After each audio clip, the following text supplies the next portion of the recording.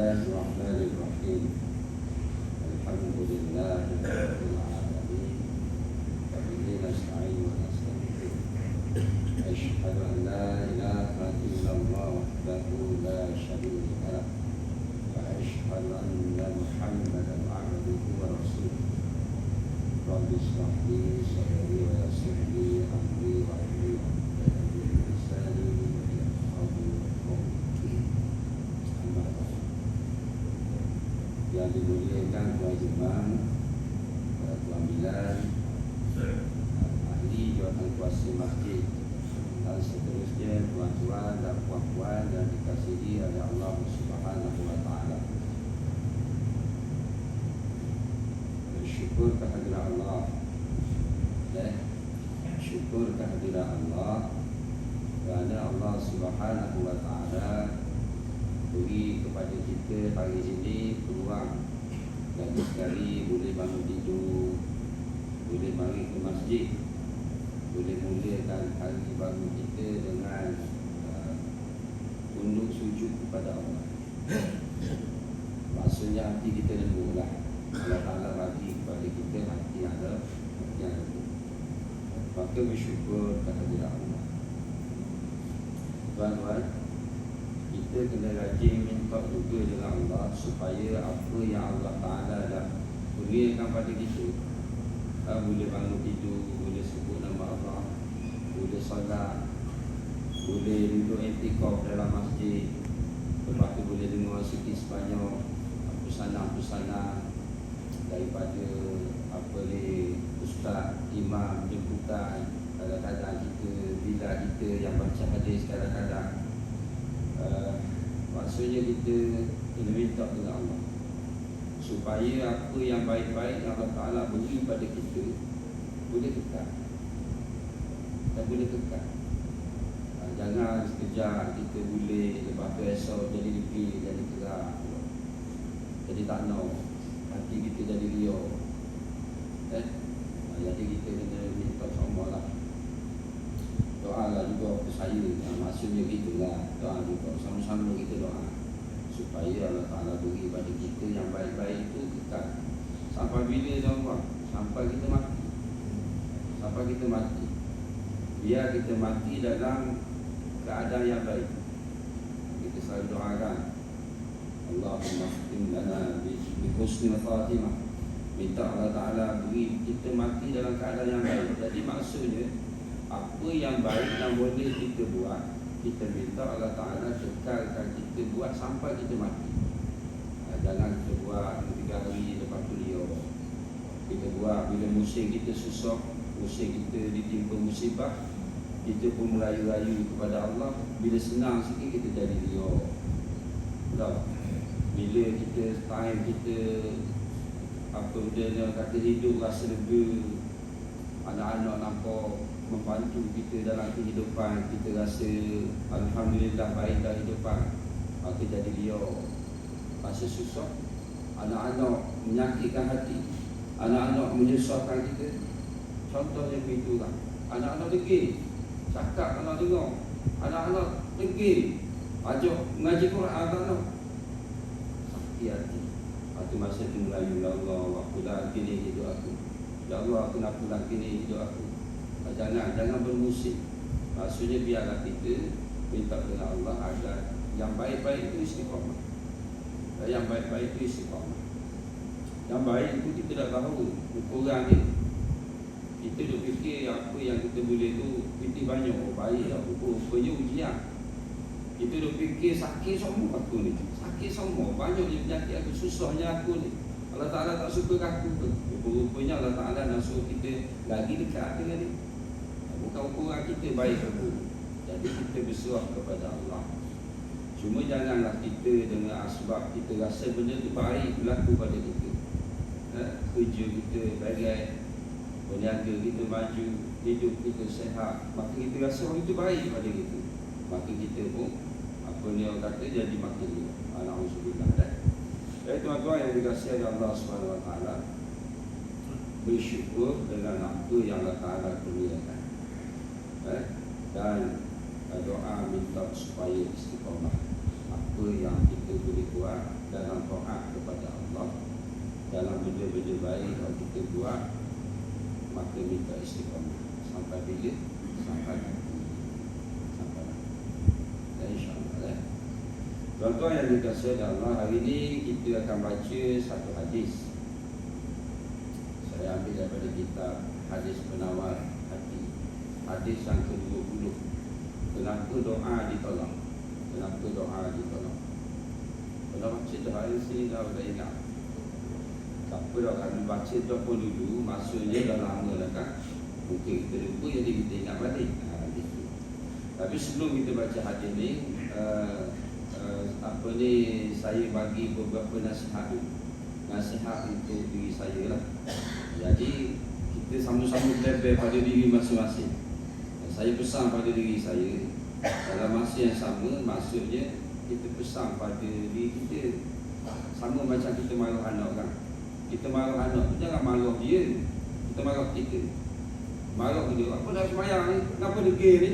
Kita marah kita, kenapa degil ni? Marah kepada kita, barulah apa kita marah tu dia melekat pada anak.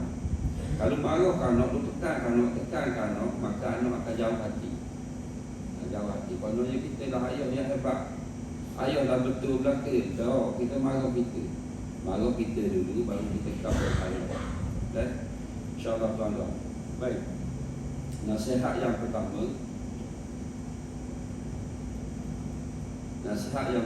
tuan-tuan, jaga solat. Jaga solat. Solat ni imaduddin, tiang agama. Kalau rosak solat kita, maka rosaklah kehidupan kita. Maka solat ni walaupun tak banyak, dalam sehari tu 5 kali je sehari semalam, 4 wajib kita buat. Maka dalam berapa banyak tu kadang-kadang kita lalai, kadang-kadang kita lepa, kadang-kadang nak berat lagi apa je buat. Kita rasa kita solat dah, kita rasa kita solat okey dah, dah pun solat dah okey dah. Tuan-tuan, itu apa paling bahaya. Itu apa paling bahaya. Maka jaga solat ni bukan kerjakan solat sahaja, tetapi kita kena sentiasa tingkatkan diri. Baiki semua kualiti solat itu. Ada 3 benda kita nak baiki tuan-tuan. Yang pertamanya pergerakan, perbuatan kita itu kita kena baiki semua. Jangan gaduh. Jangan catu. Yang keduanya bacaan solat kita kena baiki biar tenang-tenang.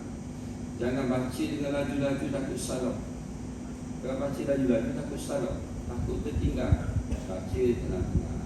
Tak apalah kita solat seorang-seorang, solat sunat, baca pakai dulu tak apa, tapi baca tenang. Yang ketiganya hati. Hati yang paling susah. Paling susah. Hati ni baru kita takbir, dia dah lari lain.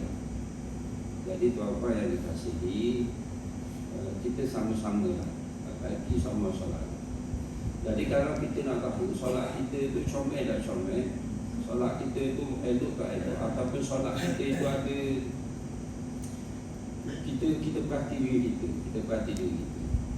Kalau dalam hidup kita ni, kita masih lagi buat perkara-perkara yang Allah Ta'ala tak suka. Kita buat lagi perkara-perkara yang Allah Ta'ala benci. Maka tuan-tuan, jawapan dia itu pada solat kita tak comel. Solat kita tak comel. Tapi dia nak tahu test kita tu comel tak comel kehidupan. Orang lain tak boleh test. Orang lain tak boleh nilai hidup kita. Siapa yang boleh nilai? Kita sendiri. Sebab ada orang buat dosa senyap-senyap, ada orang buat dosa sembunyi-sembunyi. Dia datang masjid, tapi senyap-senyap dia pergi judi. Dia nombor ekor, dia pergi judi 3 nombor. Dia nampak datang masjid, baca Quran rajin, tetapi dalam senyap-senyap dia buat maksiat. Tak, bahaya tu. Jadi orang lain tak boleh nak nilai. Jawapannya ialah duduk pada diri kita.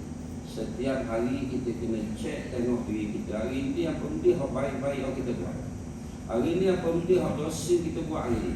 Kalau kita buat dosa, kalau kita buat maksiat, jawapan dia ialah kita kena berhati balik. Solat kita tu lagu mana? Solat kita tu lagu mana? Sebab Solat itu dia menghalang. Inna solata tanha 'anil fahsya'i wal munkar. Jawapan ni, yakni solat itu dia boleh menghalang, mencegah diri kita daripada melakukan perkara-perkara maksiat dan perkara-perkara munkar. Tapi tengok-tengok umur kita 65 tahun, kita masih lagi buat maksiat. Umur kita 60 tahun, 70 tahun, kita masih lagi buat dosa. Oh tuan-tuan, jawapan dia solat kita rosak. Solat kita rosak. Jadi insyaAllah jaga solat kita. Jaga solat. Berarti malailah maksudnya kita berarti malai. Kalau dari sudut bacaan tak ada lain, jawapan dia kena cari orang untuk dengar bacaan itu. Kalau boleh cari orang supaya begitu. Yang kedua tuan-tuan yang dikasihi, yang kedua nasihat yang kedua, Quran. Kita kena biasakan diri kita dalam satu hari mesti baca Quran. Tuan-tuan WhatsApp ke sana? WhatsApp. Kita buka telefon WhatsApp, kita tengok contohnya CBC. CBC. Kita buka nama CBC, kita boleh tengok last scene. Kita boleh tengok CBC, oh last scene. Baru 2 minit last scene. Aku WhatsApp ke dia tanya, petani kau ni dah jadi nak mengetai tau. Tak jawab. Padahal last scene baru 2 minit, kita hantar 5 minit lepas. 5 minit lepas kita hantar 2 minit baru dia baca. Tapi kita tak mana pun WhatsApp kita. Kita boleh tahu baru 2 minit dia baca WhatsApp. Kadang-kadang last scene 12 hours ago, maksud 12 jam yang lalu.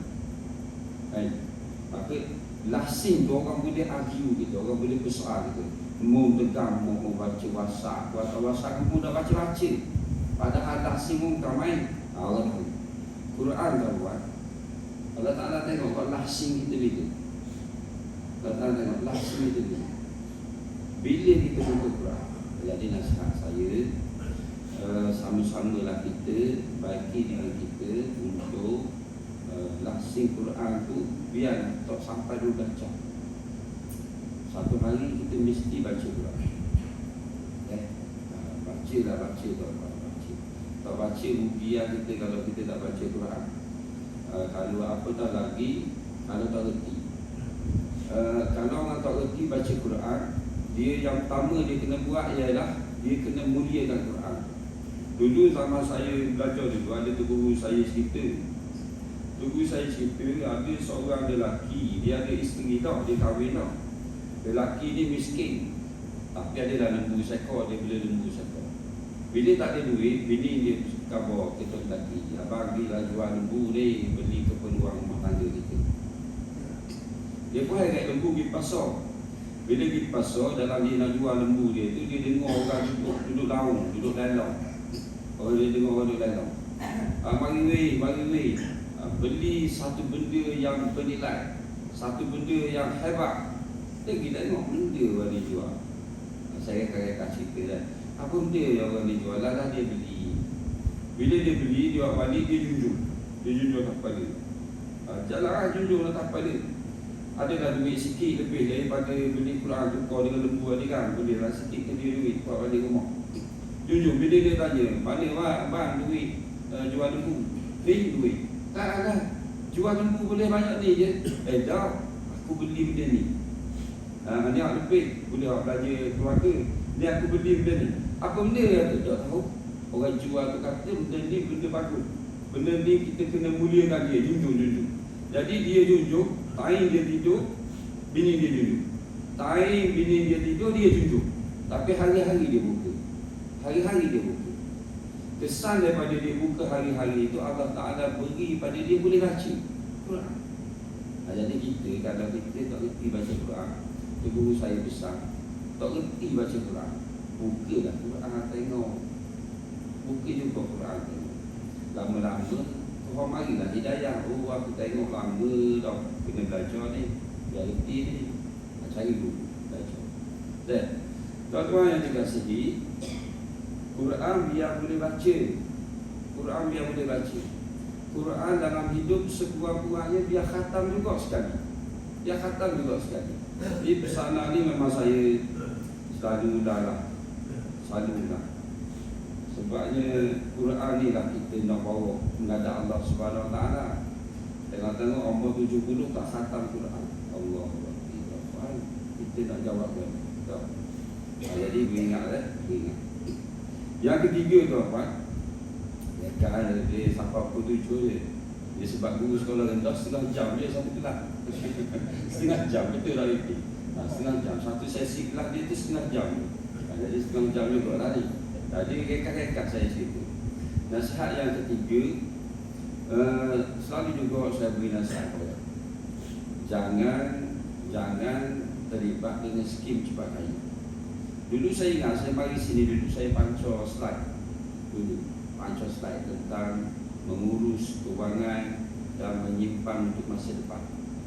Antara apa yang saya kongsi dahulu, saya kata dulu dinar dirham tu skim cepat kaya. Tapi pada masa tu, oleh kerana pada masa tu orang tengah dapat duit, maka orang argue saya.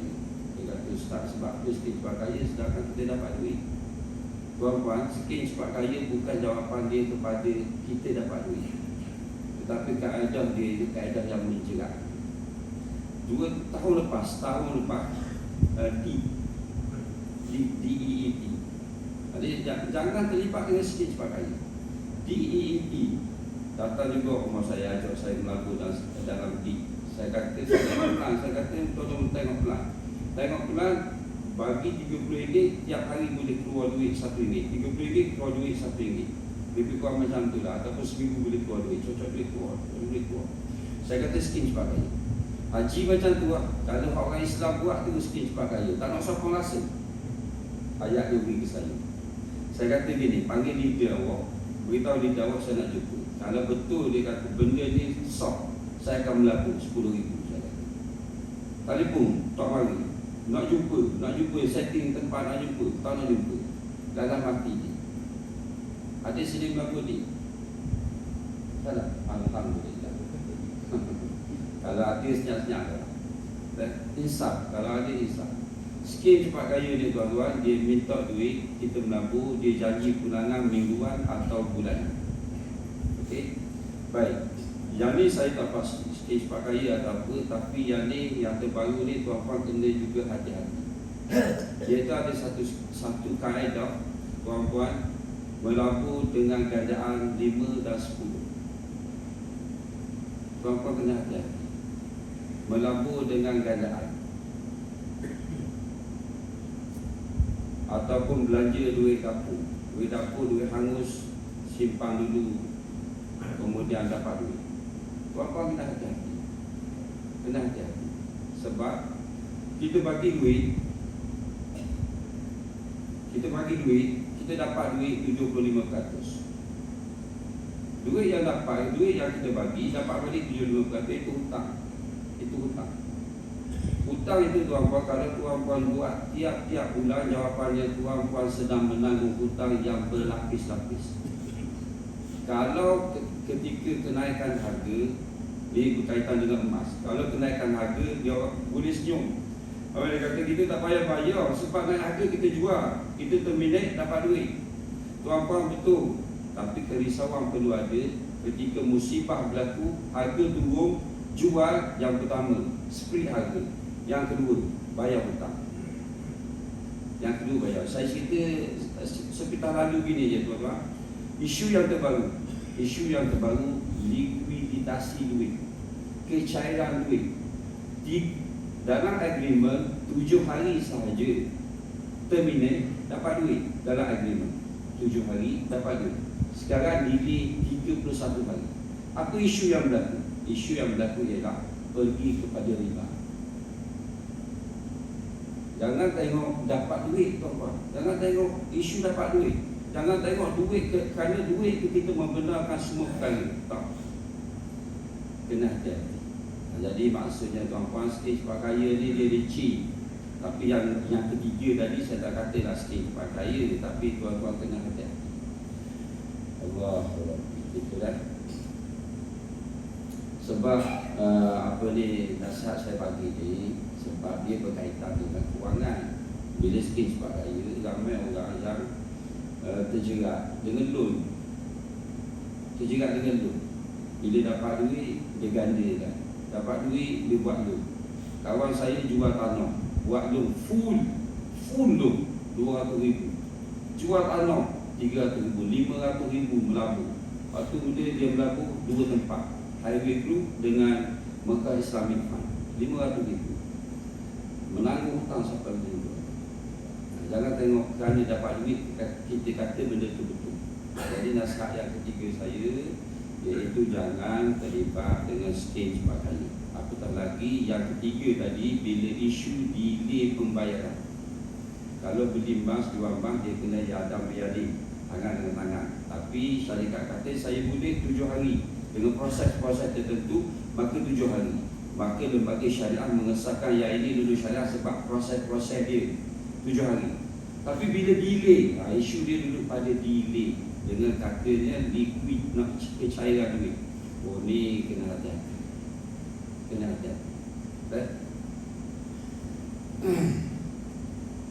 Jadi maksudnya saya tidaklah memburukkan mana-mana kan. Saya beri nasihat, berhati-hati. Itu maksudnya. Kena tanya lagi, tuan-tuan kena dalami lagi, kena tanya lagi kepada pihak berkenaan dalam syarikat berkenaan.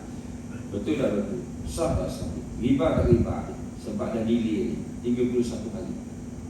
Patutnya 7 hari, tapi dah 31 hari. Riba tak riba?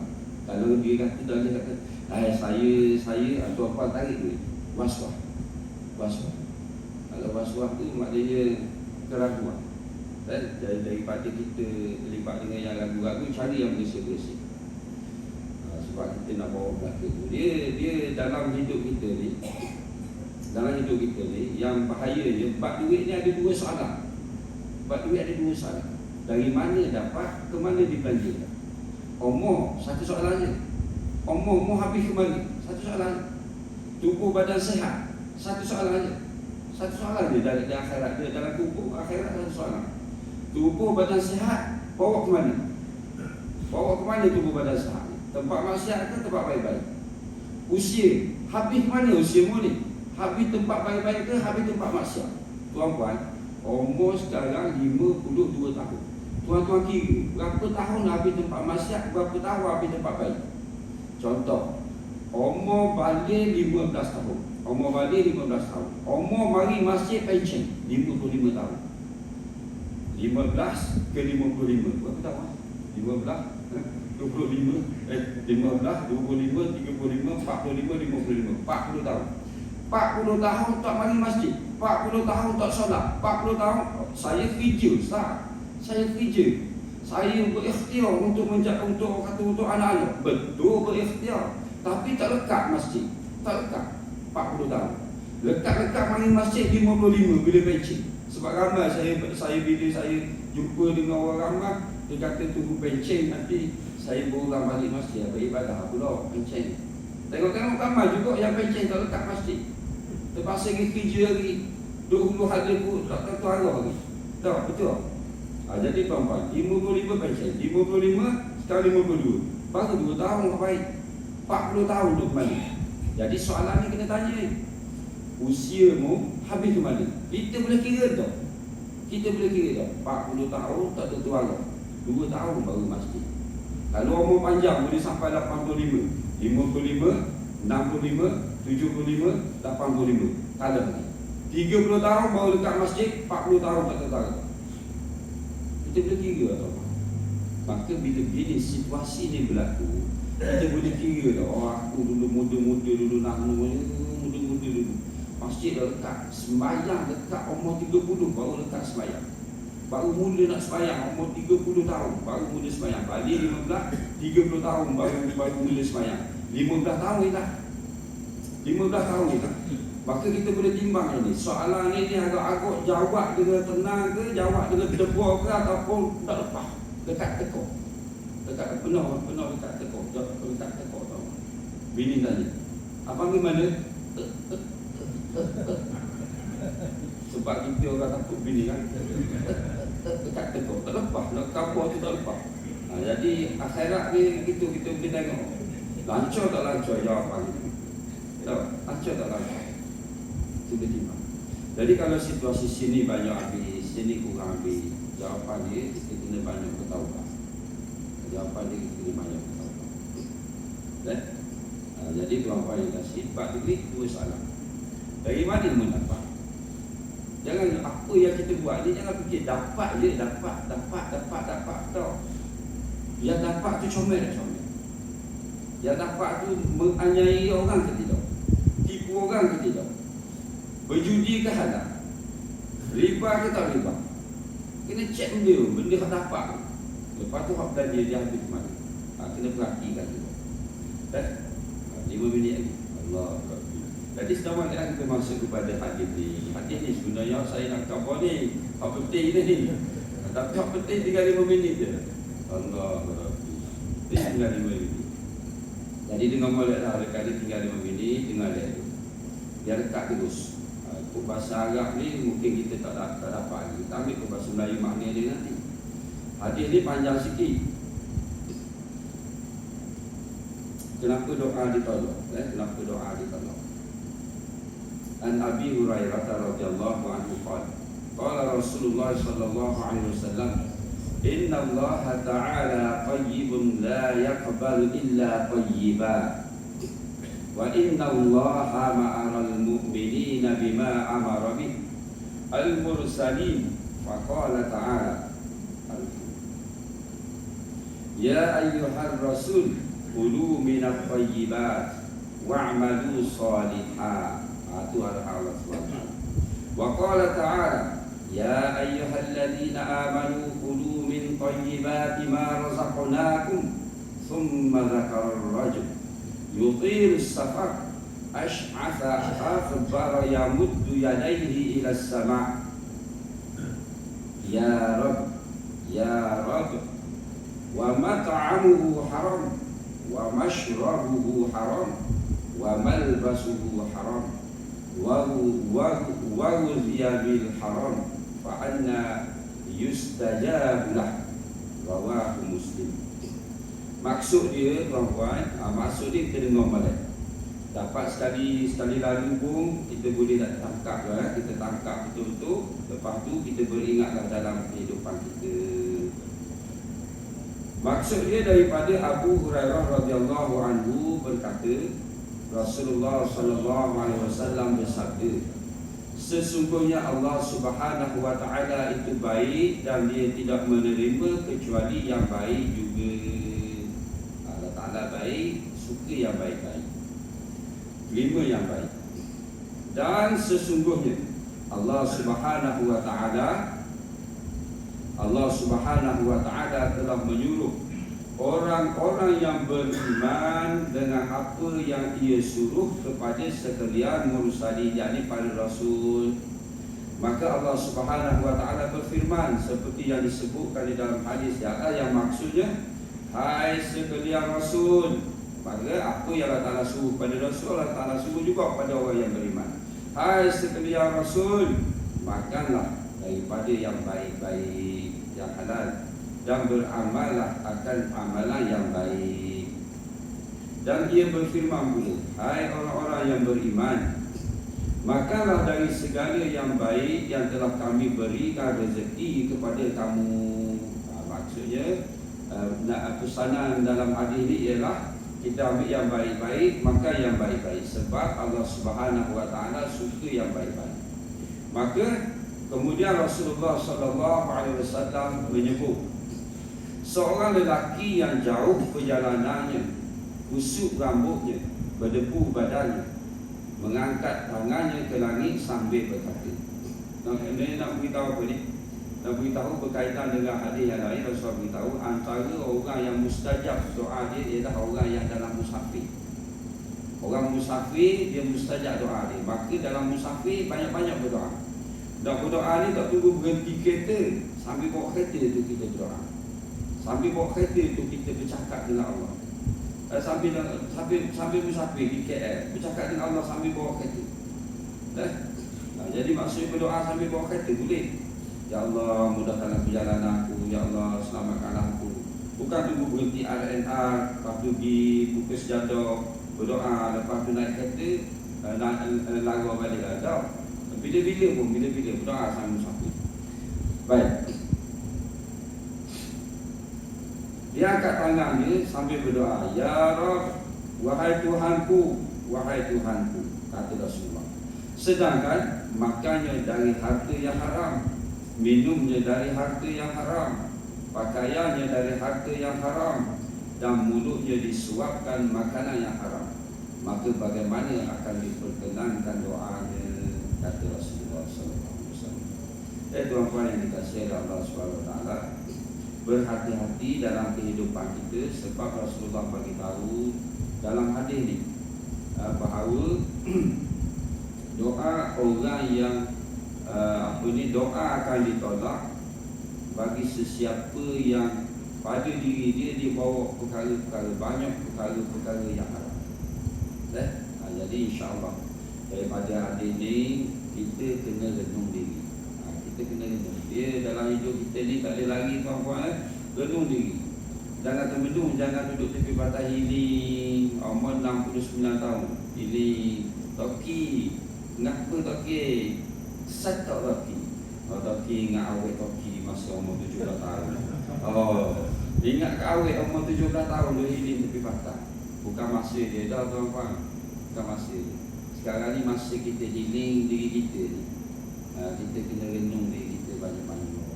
Bila dapat hadis ni, doa ditolak. Bila banyak benda haram pada kita, terlibat dengan benda haram, maka kita kena muhasabah diri lah, kena dia.